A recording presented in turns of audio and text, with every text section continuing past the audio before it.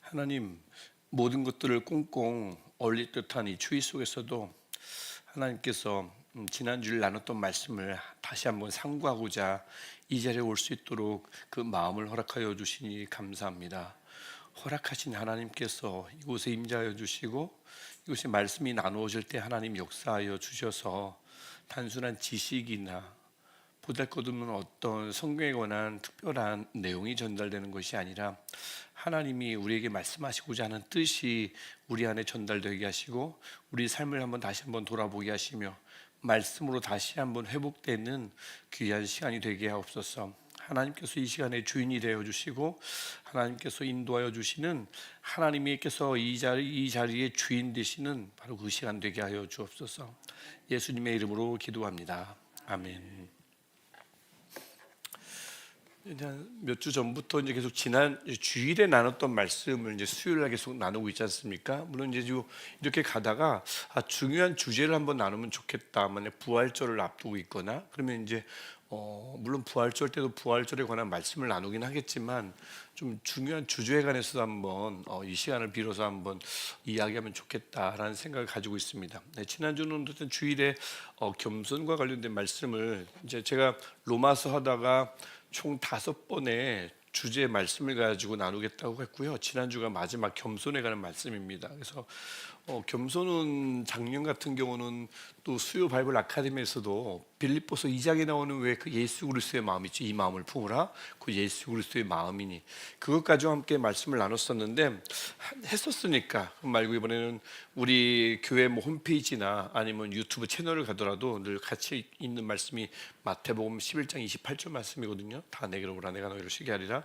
그래서 이 말씀을 가지고 겸손에 관해서 다시 한번 이렇게 살펴보자라는 생각을 가지고 마태복음 11장 28절부터 30절 말씀을 가지고 준비를 했었어요. 그래서 오늘 이 내용은 제가 이 본문을 가지고 무엇을 나눌까 하면서 딱 부딪히는 계속 장애물이 있어요. 이 본문이 늘 이렇게 쉽지가 않기 때문에 갈림길이 있을 때 나는 어느 것을 선택할 것인가 고민하지 않을 수 없습니다. 기도도 하면서 고민도 하는데 여기서 쭉 중간중간에 보면 2종류가 있습니다. 2개가 있습니다 할 때마다 제가 거기서 고민했다는 뜻이에요. 어느 것을 선택할 것인가. 평소에 가르치던 어떤 노선도 있지만 그렇다고 하더라도 설교할 때 조금 또 다를 수가 있거든요. 설교가 성경 공부 시간이 아니기 때문에 막 그걸 치밀하게 다루기는 좀 그러니까. 그래서 오늘 그런 시간을 오히려 이 수요 바이블 아카데미를 통해서 제가 이 말씀 가지고 준비할 때 어떤 고민을 했는지 함께 나눠보면서 이렇게 쭉 진행하면 좋을 것 같아요. 그래서 제가 설교 때 마지막 그 멘트 중에 그리스도인에게는 손이 좀 3개 필요하다라고 했었죠. 오른손, 왼손, 그다음에 겸손. 그래서 그 꼭 필요한 손 중에 하나인 겸손이라고 제목을 붙여봤고요. 1번 보면은 그러니까 예수님께서 다 오라고 부르시잖아요. 수고하고 무거운 짐진 자들이라고 다 오라고 부르시는데 이 사실 본문을 보시면 2종류를 가리켜요. 일단은 그 문맥을 보면 25절부터 27절을 보면 예수께서 갑자기 이 말씀을 하신 게 아니고 이 11장에서 사람들이 세례 요한에 관한 이야기가 나오고요. 세례 요한에 관한 말씀을 세례 요한의 증언을 사람들이 듣질 않아요. 그것에 관한 예수님의 말씀이 있고 이 시대가 어떤 시대냐면은 피리를 불어도 춤을 추질 않는다, 반응하지 않는다, 악한 세대다라는 말씀을 쭉 하세요. 그리고는 20절 이하에서 보면 이 세대가 소돔과 고모라가 차라리 낫겠다 할 정도로 이 세대가 악한 세대라고 막 꾸짖습니다. 그리고 나서 25절부터는 하지만 이들이 왜 악한가 하냐면 하나님께서 복음을 누구에게만 계시해 주셨는가라는 얘기를 하면서 25절에서 지혜롭고 슬기 있는 자, 즉 하나님 앞에서 아는 척하는 자, 다 보았다고 하는 자, 제가 새벽 예배 때도 한번 언급한 적 있지만 그들에게는 숨기셔요. 다 본당하는 자들은 맹인이 된다고 그랬죠. 마찬가지입니다. 지혜롭고 슬기 있는 자들에게는 숨기시고 어린아이들에게만 나타내셨다라고 25절에 말씀하시고 27절에서 이를 한마디로 표현하는 게 아들의 소원대로 계시를 받는 자. 자, 이들만 아버지를 안다라고 말씀을 하세요. 그리고 수고하고 무거운 짐진 자들아라고 하기 때문에 여기서 수고하고 무거운 짐진 자들은 악한 세대 속에서 계시를 받은 사람들이 그리스도인답게 살아가려면 그게 어렵잖아요. 세상에서 그리스도인답게 살아가니까. 그래서 여기서 수고하고 무거운 짐이란 것은 많은 사람들, 모든 사람들이 살아가면서 지게 된 어떤 삶의 질고, 이것이 아니라 악한 세대 속에서 계시를 받은 어린아이와 같은 자들이 악한 세대 속에서 살아가려면 얼마나 힘들겠어요. 그래서 1차적으로는 이 맥락상 이 수고하고 무거운 짐진 자들은 그리스도인을 가리킵니다. 계시를 받은 자들. 하지만 또 다른 또 해석이 있어요. 그게 두 번째예요. 하지만 수고와 무거운 짐으로 점철되는 인생의 여종적인 이들도 이 수고하고 무거운 짐진 자들이 가리킨다고 보기도 해요. 그래서 저는 이제 이것을 가지고 1번만 이야기를 할까, 그리스도인에 관해서만 이야기할까, 아니면 본문에서 모든 인류를 향한 말씀이라고 볼 수도 있을까. 가만히 보니 물론 맥락상 첫 번째 1차적인 의미인 그리스도인을 가리키기도 하지만 다 내게서 배우라고, 다 내게로 오라, 내게서 배우라고 하는데 그리스도인만 내게로 오라, 그리스도인만 내게서 배우라 라고 하실 일은 없겠다라는 생각이 들어서 여러분들이 가지고 있거나 성경에 보면은 어떻게 해석되는지 모르겠지만 두 가지로 갈림낌이 있는데, 굳이 하나를 선택하기보다는 두 부류를 다 포함하는 말씀으로 보자라고 해서 그리스도인을 1차적으로 가리키지만, 그러니까 여기서 수고하고 무거운 짐은 신앙의 짐이에요.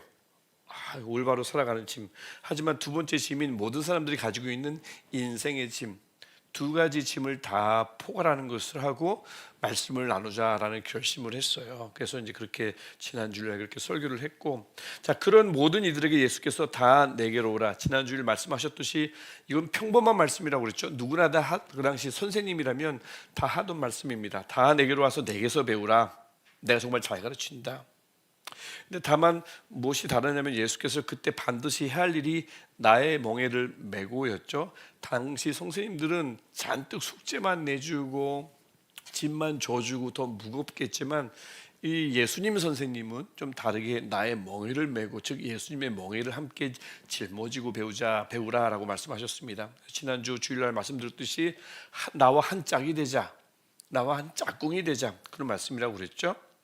그 밑에 본문을 보면, 자, 짊어지면 그 제가 괄호 안에 왜냐하면 왜 넣어놨냐면, 우리 성경 보시면 이 왜냐하면이 빠져 있어요. 그러니까 이 신약 성경에서 제일 그 불만족스러운 번역, 이 번역된 거잖아요. 제일 불만족스러운 게 왜냐하면을 너무 많이 빼요. 왜 그런지 모르겠어요. 왜냐하면이 내 멍에는 쉽고, 이것도 30절에 제일 앞에 이는 내 멍에는 쉽고인데 이는 앞에 왜냐하면이 들어가야 됩니다. 왜냐하면 내 멍에는 쉽고 내 짐은 가벼움이라. 이것은 예수님께서 무거운 짐을 주셨는데 나와 멍에를 매면, 정확하게 엄밀하게 해석을 하면 나와 함께 짝꿍이 되면 이 멍에는 가벼워질 것이다 라는 뜻도 되지만, 애초에 예수님의 계획은 이 멍에를 무조건 짊어지게 하고 알아서 해결하게끔 하실 계획이 아니었기 때문에, 짐을 주면서 주님의 계획은 내 멍에를, 예수님의 멍에를 함께 지는 것조차도 하나의 계획이었기 때문에 예수님이 마음에 품었던 짐은 늘 가벼웠고요, 그 멍에는 늘 쉬웠습니다. 그러니까 애초에 같이 짊어질 계획을 갖고 있었기 때문에 이 멍에는 쉽고 내 짐은 가벼움입니다. 그러니까 왜냐하면 내 멍에는 원래부터 쉽다, 내 짐은 원래부터 가볍다, 나와 같이 질 것이므로 이렇게 되기도 되고요. 두 번째 해석은 그러면, 왜냐하면이 그러면도 돼요. 그러니까 문장의 중간에 있을 때는 원인도 되지만 결과도 됩니다. 그래서 30절이 제일 앞에 있으니까 문장의 초반 같지만 사실 29절에 연결되어 있는 문장 중반에 나오는 구절이에요. 30절이. 그래서 쉼을 얻으리니 이는 멍에를 같이 매니까 내 멍에는 쉬워지고 내 짐은 가볍게 되는 것이다. 그래서 원인과 이유, 그러니까 원인과 결과를 뜻하는 그 접속사가 생략되어 있는데 두 개 다 가능합니다. 원래부터 예수님의 계획은 무거운 짐을 주실 계획이 아니었어요. 함께 짊어질 계획이 같이 있었기 때문에.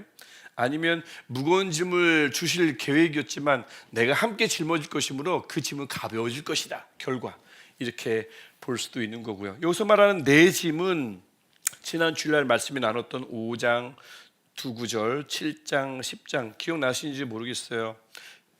빛과 소금으로 사는 거 13절, 14절, 5장 44절 원수 사랑하는 거 기억나시나요? 7장 21절 입으로만 주여주 하는 자 이거 안 돼요. 10장 38, 39절 내 자기 십자가를 지고 따라가지 않으면 안 됩니다. 그래서 여기서 말하는 짐은 이런 신앙의 짐을 가리킬 수도 있고, 아까 제가 신앙의 짐, 인생의 짐을 같이 보자고 그랬죠. 그러니까 이 짐도 두 가지로 제가 선택을 한 거죠.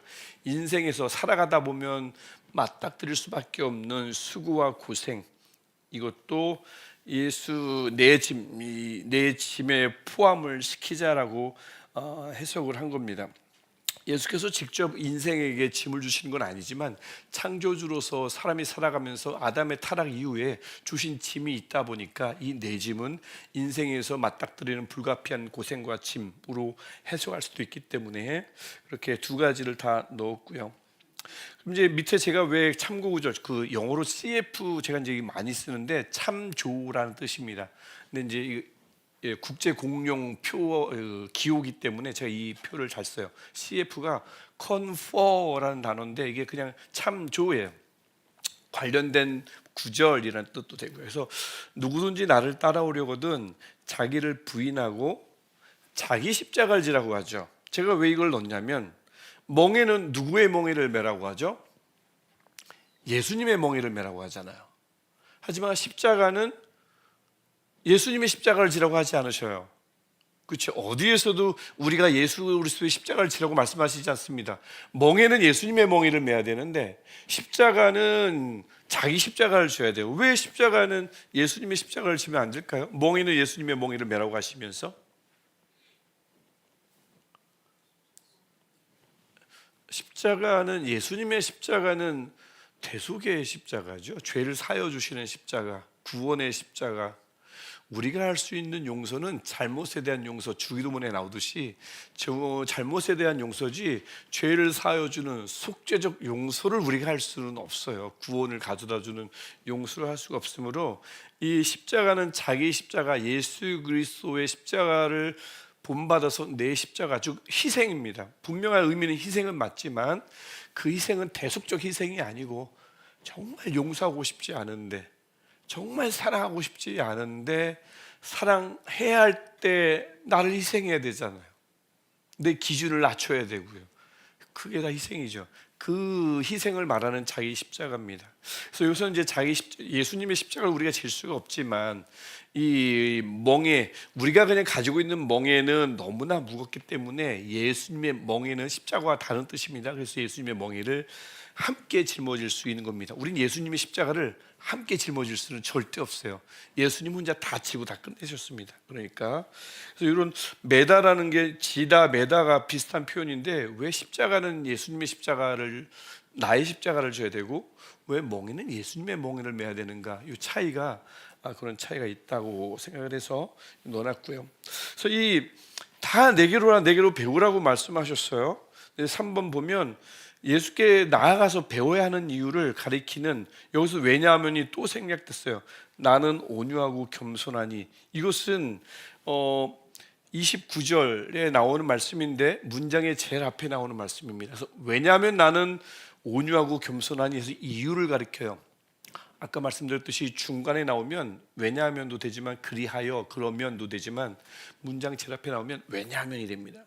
그러니까 왜 내게 배워야 하냐면 왜냐하면 나는 온유하고 겸손하니, 뭐 온유하고 옆에 헬라어, 겸손하니 옆에 헬라어를 붙여놨는데 이 온유와 겸손, 특별히 온유는 부드러운 성격 아닌가, 때로도 허허허 웃는 그런 너그러운 성격 아닌가 싶지만 그게 아니고 이 프라우스라는 단어는 아주 기본적인 단어가 겸손하게 순종하다라는 뜻입니다. 근데 그 단어가 겸손과 같이 붙어버리면 겸손하고 겸손하다, 지극히 겸손하다는 뜻인 거지 나는 성품이 부드러워서 성적이 0점이어도 절대 학생을 혼내지 않습니다, 그런 온유한 선생님이니 내게서 배우라, 이런 뜻이 아닌 것입니다. 그래서 예수께 배워야 할 이유를 가리키는 왜냐하면 나는 온유하고 겸손하니인데 여기서 두 가지 의미가 있어요. 첫 번째 제가 이제 일부 예배 때는 잠깐 언급을 했었습니다. 2부 때는 언급을 안 했는데 그래서 지금 올라와 있는 영상에는 이 언급이 안 돼 있습니다. 나는 온유하고 겸손한 선생님으로 내게 배우라. 즉 나는 인격이 그런 사람이니까 내게서 배우면 유익이 있을 것이다. 나는 굉장히 매섭거나 나는 폭력적이거나 너무 까다롭지 않다. 뭐 이런 개념에 해서 나는 겸손한 성품을 가졌으니 내게서 배우면 유익이 있을 것이다 라고 하는데, 이 해석의 문제점은 뭐냐면 무엇을 배우라는 얘기인지 그게 좀 애매하다는 얘기고요. 또 문제점이 있을 뿐만 아니라 2번도 저는 2번을 선택한 거예요. 나는 온유하고 겸손함으로, 즉 예수님의 인격을 말하는 건 분명합니다. 하지만 배우라고 할 때 그 예수님의 인격을 배우라고 말씀하신 게 분명할 것이다 라고 추정을 할 수밖에 없는 게, 당시에 선생님들은 지식만 가르치질 않아요. 당시 선생님과 제자는 통학하는 게 아닙니다. 동고동락하는 거예요. 그래서 예수님의 제자가 왜 여자가 없을 수밖에 없냐면, 따라다니는 여제자들은 굉장히 많았지만 예수님의 12제자가 될 수 없었던 이유 중에 하나는 동고동락을 해야 되는데 여자는 남자 선생님과 함께 먹고 자고를 할 수가 없었어요. 문화가 그렇습니다. 그러다 보니 남자만, 따라다니는 여제자들은 있었지만 정말 12제자, 진정한 제자들, 함께 먹고 함께 자는 제자들은 남자일 수밖에 없었고, 그러니까 12명의 제자밖에 없었던 거예요. 그러니까 동고동락하면서 제자들은 1 더하기 1만 배우는 게 아니고요, 저 선생님은 어떻게 저렇게 밤에도 저런 마음을 갖고 있을까? 만약 예수님이 주무시기 전에 누군가를 위해서 기도하거나 온 세상을 위해서 기도하거나 누구 때문에 막 우시거나 만약 한다면 어떻게 저런 성품을 갖고 있었을까? 뭐 밤에도 낮에도 선생님의 모든 것을 배우는 게 제자예요. 1세기의 전형적인 사제지간은 지식만 습득하는 것이 아니고 그분의 모든 것을, 성품을 배우는 겁니다. 그러니까 당시 뭐 지금도 마찬가지지만 의사, 어떤 사람들은 마치 무슨 선생님이나 아니면 목사, 교육자나 리더를 의사로 자꾸 비유를 하고, 실력만 좋으면 되는 것 아니냐, 괴팍하면 어떠냐, 아니면 교수에다 비유를 해가지고 높은 디그리 있죠, 학위만 있고 좀 하버드 나왔고 모든 것을 다 알고 있고 선생님이 그러면 되지 좀 괴팍하면 어떠냐라고 생각하는데, 물론 뭐 그럴 수 있어요. 뭐 의사는 병만 잘 고치고 수술만 잘하면 되지 그 사람의 성격이 난폭한들 상관없잖아요. 1cm 찔 거를 2cm 찌는 건 아니잖아요, 난폭하다고. 그래서 의사는 실력만 좋으면 되지만 요즘의 리더는 예수님을 본받아야 되고, 예수님은 1세기의 선생님이라고 볼때 요즘의 리더는 목회자를 포함해서 지식만 전달하는 선생은 선생이 아닌 거예요. 예수님 닮은 선생이 아닌 거죠. 1세기의 사제지간처럼 그의 모든 것을 다 전수해야 되는 거기 때문에 어떤 목회자나 어떤 뭐 리더가 나는 좀 성격이 괴팍한데 그래도 실력만 좋으면 되죠, 이게 앞뒤가, 또 나는 예수님을 닮지 않은 지식 전달자입니다라고 스스로를 낮추는, 겸손의 의미가 아닌 스스로를 아주 깔아뭉개는 그런, 나는 형편없는 선생님입니다, 리더라는 자기 고백에 불과해요. 그래서 2번으로 선택할 수밖에 없는 게, 나는 온유하고 겸손하니 내게 배우라고 할 때는 무조건 그 당시 제자들은 선생님의 모든 것을 배우기 때문에 예수께서 나의 성품을 얘기할 때, 인격을 얘기할 때 분명히 그 의미 안에는 내 인격을 배우라는 의미가 포함되어 있을 것이다 라고 생각을 해서 2번으로 선택을 한 겁니다. 그래서 배워야 할 이유는, 그분은 그런 분이기도 하지만 그분의 것을 배워야만 뒤에 따라오는 것, 쉼을 얻으리니, 이것과 연결이 되기 때문에 2번으로 얘기를 한 거예요. 막 절대 병원 의사나 요즘 교수, 뭐 괴팍한 교수들 너무나 많잖아요. 이 방송에 나가니까 제가 할 수 없는데, 정말 학부 때 정말 신학대원에서는 뭐 그렇게 만난 적은 없지만 학부 때 정말 괴팍한 교수님이 한 분 계셨습니다. 저희는 졸업 논문을 썼는데 그 만날 때마다 꼭 비싼 거 사드시고는 그냥 나가버리셨어요. 교수님이 대학교 4학년 몇 명 데려다 놓고는 맛있는 거 막 시켜놓고 그냥 논문 대충 이렇게 놓고 나가시더라고요. 5번을 만났어요. 우리들은 내라고요. 아주 비싼 데서 일부러 만나가지고. 외국은 교수님이 절대 학생의 밥을 얻어먹지 않습니다. 잠깐 만나도 늘 그분이 사세요. 너무 다르죠? 괴팍해도 실력만 좋으면 된다는 생각을 교수들은 뭐 갖고 있어도 오케이인데, 그거를 목사님들이 그런 얘기를 할 때가 종종 있어요. 김건 목사님 누군지 알죠? 있어요. 개팍하면 어떠냐? 절대 그렇지 않습니다. 모든 걸 가르치는 게 리더고 목회자고 그렇습니다. 그래서 4번 그래서 그렇게 예수께 나가서 배우면 유익이 뭐냐면 나의 마음 푸시케, 여러분 제가 뭐 수요 바이블 아카데미 때도 말씀드렸지만 혼을 푸시케를 혼이라 번역하기도 하고 마음이라 번역하기도 하고 그의 사람 전체를 가리킬 때가 푸시케입니다. 그 푸시케 사람 그 전체에 여기서 이제 마음이 이제 가장 적절하다고 볼 수 있는데 마음에 쉼을 얻는 것입니다. 즉 이 쉼은 다른 본문에서는 안식이라고 많이 번역되는 그 쉼입니다. 쉼을 얻는 것이에요. 그런데 제가 지난주 주일에도 말씀드렸잖아요.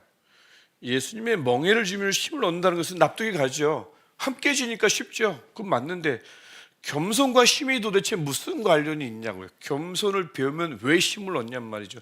이게 바로 이해하기 어렵기 때문에 저도 여러 가지 자료를 찾아봐도 이걸 설명하는 것들이 별로 없었어요. 그래서 일단 겸손과 관련된 말씀을 제가 아래에 있는 말씀은 제가 설교 준비하면서 다 찾아본 말씀입니다. 하지만 주일에 다 이걸 거론할 수가 없으니까 지난주에는 그래서 시편 147편과 149편과 빌립보서 2장 말씀을 제가 언급을 했어요.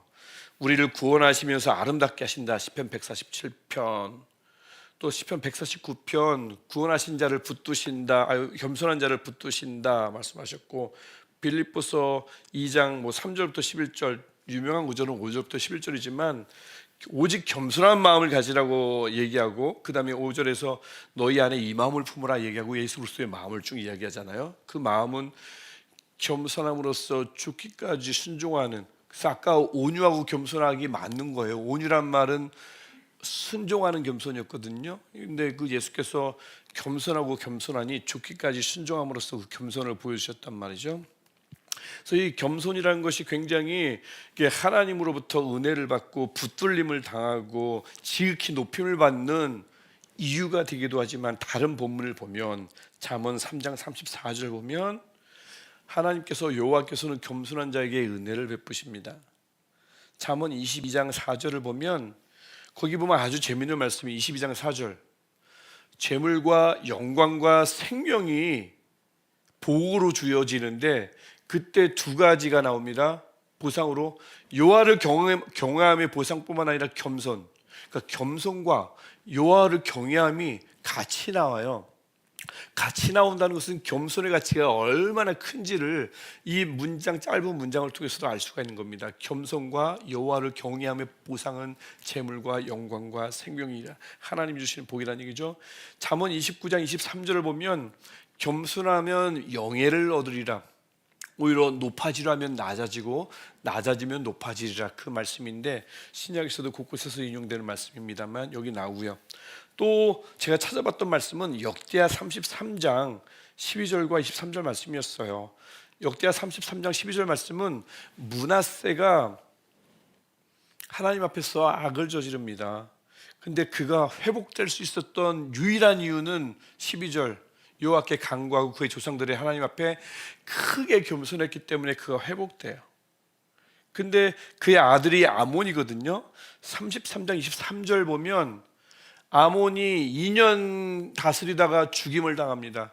그 이유를 가리키는 본문이 23절이에요. 스스로 므낫세가 스스로 겸손한 것 같이 아버지처럼 겸손하지 않고 여호와 앞에서 스스로 겸손하지 아니하고 더욱 범죄하더니, 겸손은 범죄로 이어지고요 결국 죽임을 당합니다. 그래서 분명히 겸손이 아버지 므낫세를 살리지만 겸손이 없으므로 아들은 죽임을 당해요. 그만큼 겸손은 굉장히 중요하다는 거고요. 특별히 이사야서 57장 15절은 우리가 함께 본문 띄워주실 거죠? 함께 한번 읽어보겠습니다. 시작. 지극히 존귀하며 영원히 거하시며 거룩하다 이름하는 이가 이와 같이 말씀하시되 내가 높고 거룩한 곳에 있으며 또한 통회하고 마음이 겸손한 자와 함께 있나니 이는 겸손한 자의 영을 소생시키며 통회하는 자의 마음을 소생시키려 함이라. 아멘. 겸손한 자와 함께 하시고요 겸손한 자를 살리십니다. 회복시켜 주십니다. 이게 이사야서 51장 15절 지극히 존귀하신 분이 겸손한 자를 찾으시고 그와 함께 하시며 그를 회복시키고 다시 살리시는 거죠. 이만큼 이 겸손을, 이것도 빙산의 일각입니다. 굉장히 겸손은 굉장히 중요한 말씀들을 많이 갖고 있는데, 특별히 그래서 이게 겸손을 배울 때 힘을 얻는다는 것이, 그래서 이게 겸손, 제가 지난주에도 말씀드렸지만 겸손 자체는 능력이 아닌데, 이 겸손이라는 것을 배울 때, 나의 인격으로 완전히 삼을 때, 그때 하나님께서 겸손한 자에게 베푸시는 것들이 너무 많은 거예요. 구약 말씀 여기저기 보더라도 신약도 마찬가지인데, 그 하나님의 다양한 은혜 가운데, 복 가운데 거할 수 있는 조건이 겸손이니까, 그 복 안에 있으면, 그 은혜 안에 있으면, 하나님께 붙들리면, 하나님이 함께 하시면, 하나님이 살리시면요, 하나님이 높여주시고 영광을 주시면, 그거보다 더 좋은 쉼이 어디 있겠어요. 여기서 말하는 안식이나 쉼은 그런 쉼인 거지, 아무것도 안 하는 쉼이 아니거든요. 아무것도 안 하는 쉼은 누구나 줄 수 있고, 스스로가 스스로에게 줄 수 있는 거잖아요. 내가 멈추면 쉬는 거고요, 남이 그만 일해라면 쉬는 건데, 누구나 줄 수 있는 쉼을 예수께서 마치 자기만 주실 수 있는 것처럼 말씀하실 리가 없죠. 특별히 하나님만 주실 수 있는 쉼을 말하기 때문에 예수님의 겸손을 배워야만 주실 수 있는, 얻을 수 있는 하나님의 쉼을 말하는 것입니다. 그래서 이렇게 본문을 그렇게 우리가 볼 수가 있고, 정리 및 나눔을 보면 1번 문제 보시면 제가 이렇게 정리해 봤습니다. 보통 상식상 수고하고 무거운 짐진 자는 무겁잖아요. 그들에게 필요한 건, 그래서 그들이 늘 바라는 것은 겸손이 아닌 강한 능력입니다. 우리 기도할 때 우리도 그럴 수 있잖아요. 주님 힘을 주옵소서, 능력을 더하여 주옵소서, 어려운 책임을 맡았습니다, 저는 부족합니다, 능력을 주시옵소서. 나쁘다는 게 아닙니다. 당연한 거예요. 근데 이런 의미에서 마태복음 11장 28절부터 30절은 이 세상이나 또 교회 안도 마찬가지인데 상식을 벗어나는 것입니다. 좀 전에도 말씀드렸듯이 자신을 낮추는 겸손 자체가 어떻게 능력이 되겠어요. 오히려 나를 낮추면 남이 깔보죠. 더 마음 상하는 일이 생길 수도 있어요. 근데 그 자체가 능력은 아닌데, 하지만 겸손이야말로 위대하신 하나님의 힘과 능력을 얻는 절대적인 조건이 되니까, 4번에 나오는 여러 가지 그 관련 본문처럼.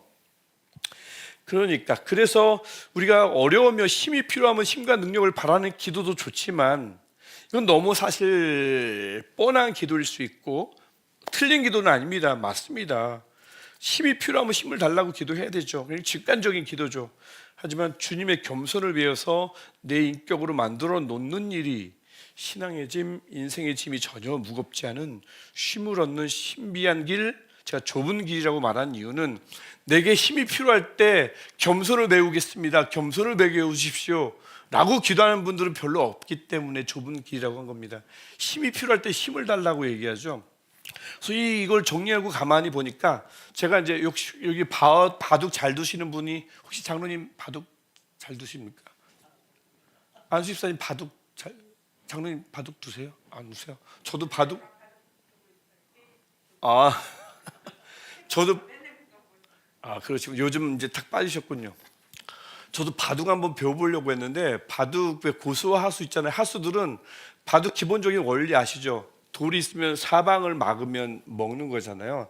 저도 그냥 기본적인 것만 아는데, 잘 두는 사람이랑 두면, 이 사람이 여기다 탁 두면 이걸 왜 여기다 두는지 도무지 몰라요. 이거 내가 지금 이거 먹고 있는데도 신경 안 쓰고 여기에 둔단 말이죠. 그럼 저는 이거를 이거 하나 먹는 거에 온통 집중되어 있는데, 이 고수들은 듬성 둬요.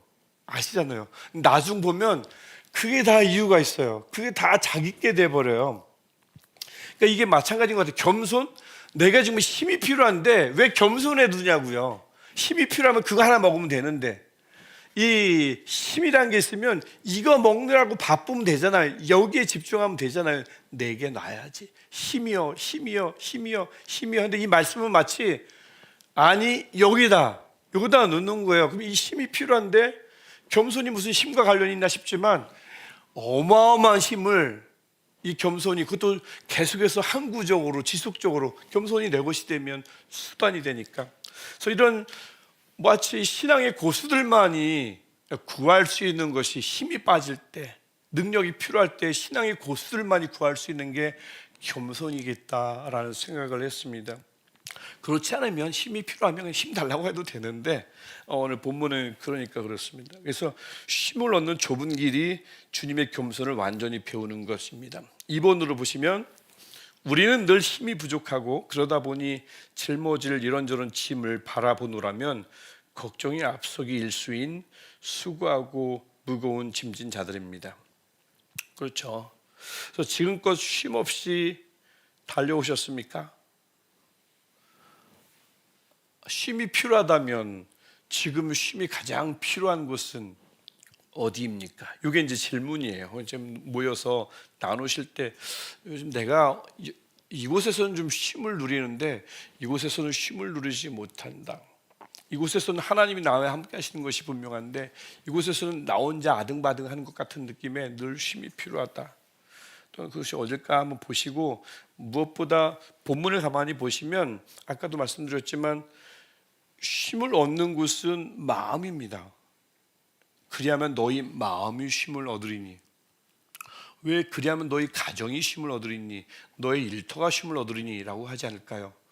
마음의 쉼을 얻으면 모든 장소를 초월하니까 그렇죠. 한 장소에 집중하면 그 장소를 벗어나는 순간 쉼을 잃어버리는데 교회 안에 쉼이 있을 것이니 하면 교회 밖을 벗어나면 무기력한 존재로 사회에서 살아가잖아요. 근데 마음의 쉼을 얻으면 그것이 교회든 그것이 사회든 상관이 없이 푸시케의 쉼을 얻으면 그 쉼을 누릴 수가 있으니까.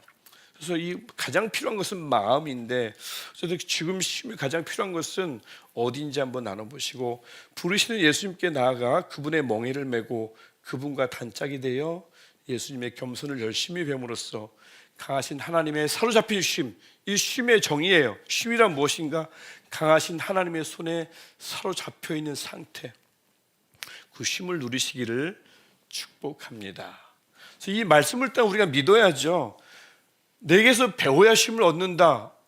겸손을 배우면 쉼을 얻는다. 겸손을 배우는데 어떻게 쉼을 얻지? 이게 믿겨지지 않으면 쉼은 남의 것이 되는데 겸손을 배울 때 함께 멍에를 맬 때 쉼을 얻는다는 말씀이 예수님의 약속으로 믿어지면 정말 말씀대로 강하신 하나님의 손에 붙들린 쉼을 얻을 줄 믿습니다.